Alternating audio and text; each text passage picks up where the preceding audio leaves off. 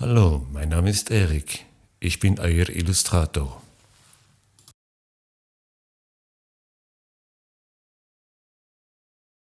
Heute geht es um die Frage, wie zeichne ich einen Baum?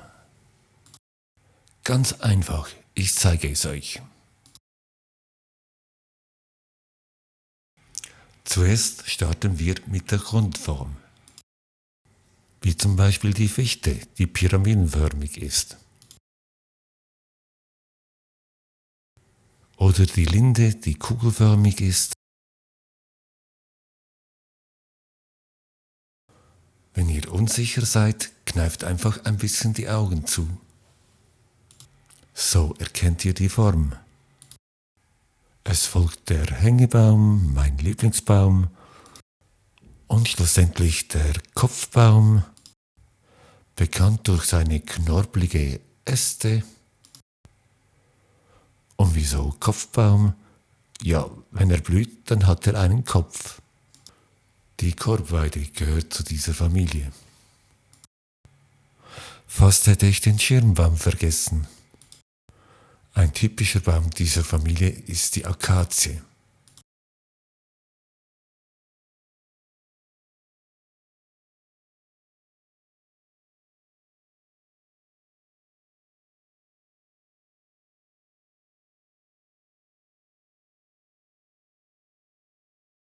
So, nun brauchen die Bäume noch Volumen. Aber jeder Baum verhält sich anders.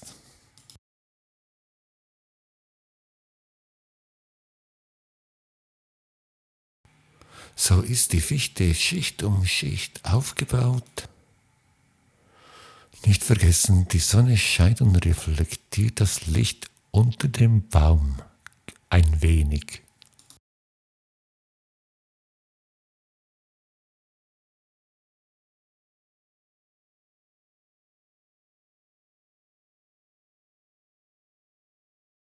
Die Linde ist ganz anders aufgebaut, sie hat eher Büsche um Büsche. Wenn ihr unsicher seid, kneift einfach ein bisschen die Augen und ihr seht dann eher, wo die Schatten liegen.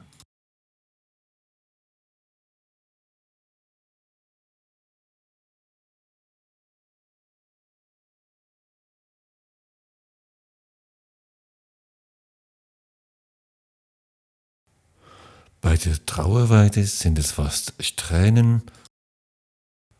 Da kann man gut Linie für Linie den Baum aufbauen. Sucht einfach die Strukturen. Versucht das Spiel zwischen Licht und Schatten zu verstehen. Und immer schön die Augen kneifen.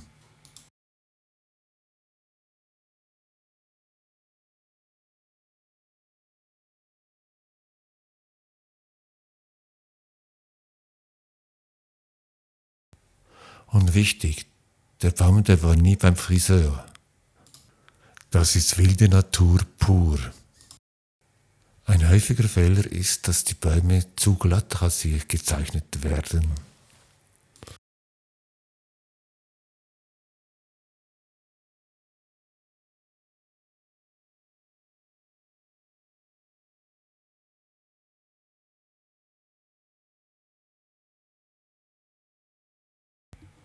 Nun beginnen wir mit der eigentlichen Zeichnung.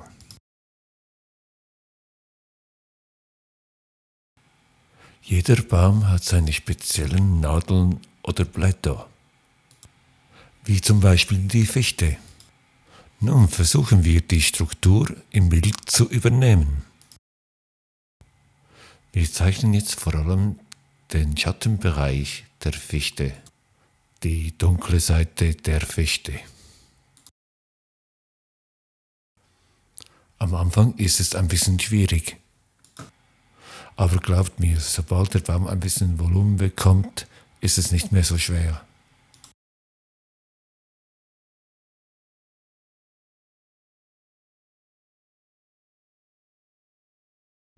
Für zwischendurch ein kleiner Merksatz.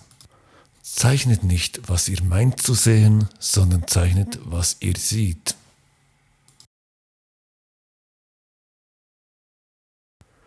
Habt ihr auch solche Merksätze? Schreibt es in die Kommentare.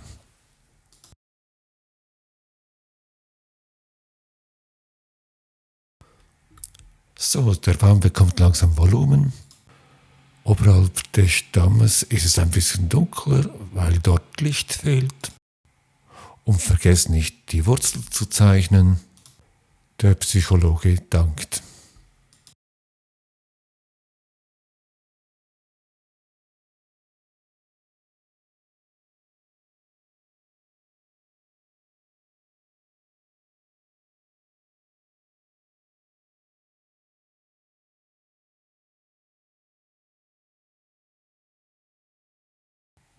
Und wie gesagt, es dürfen schon ein paar wilde Striche dabei sein. Auch der Schatten darf ein bisschen wild sein.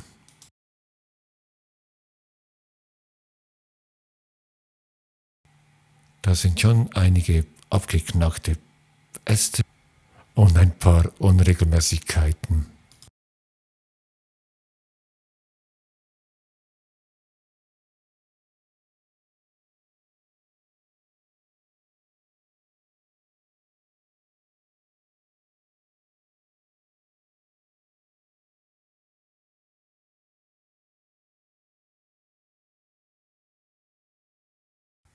Bei der Linde ist es wieder dasselbe.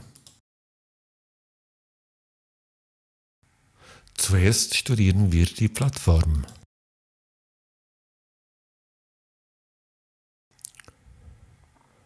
Und dann versuchen wir die Plattform im Bild zu übernehmen. Es geht nicht darum, jedes einzelne Blatt zu zeichnen, sondern wie bringe ich diese Struktur auf das Bild.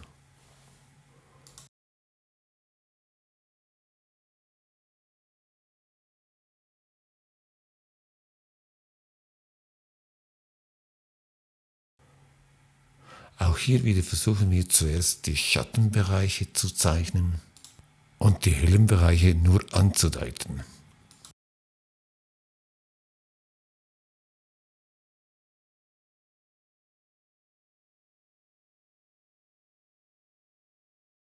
Und nun nicht den Mut verlieren. Sobald der Baum mehr Volumen gewinnt, wisst ihr, dass ihr auf dem richtigen Weg seid.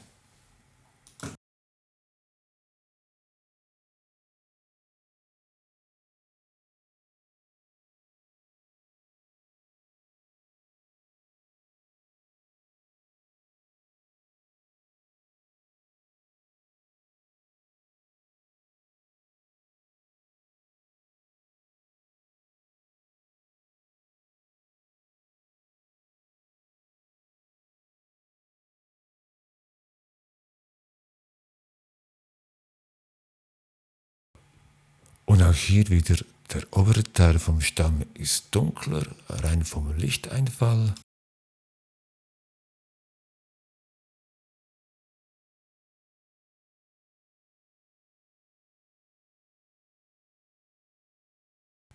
Und vor allem bei der Linde, da dürfen die Wurzeln wirklich stark sein.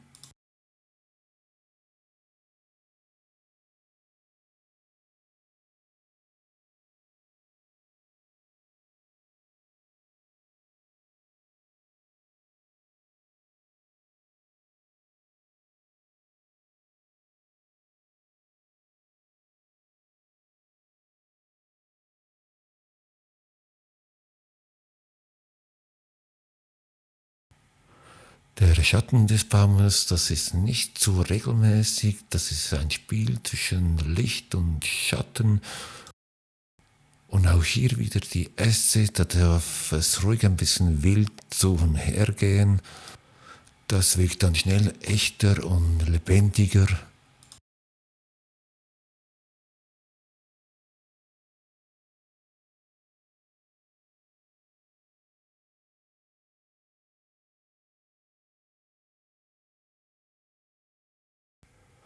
Und natürlich könnt ihr auch diese Art des Zeichnens in kleinem verwenden. Dies funktioniert natürlich auch bei den Miniaturen.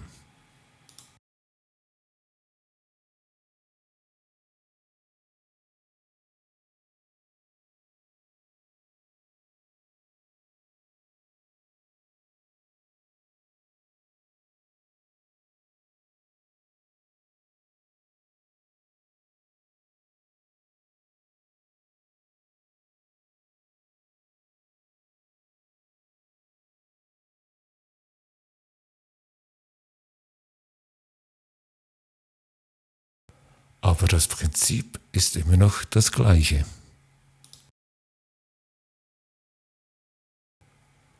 Einfach die Struktur finden.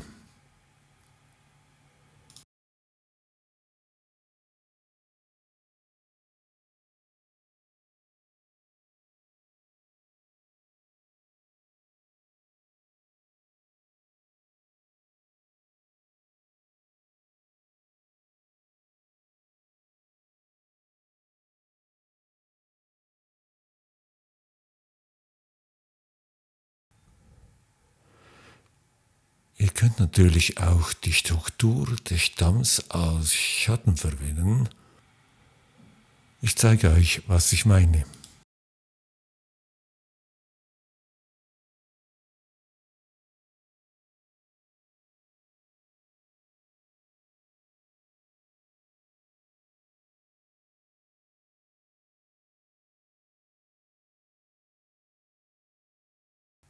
Ich empfehle euch sowieso, geht raus, entdeckt die Welt, zeichnet die Welt, studiert die Farben und die Lichter, die Formen und die Strukturen.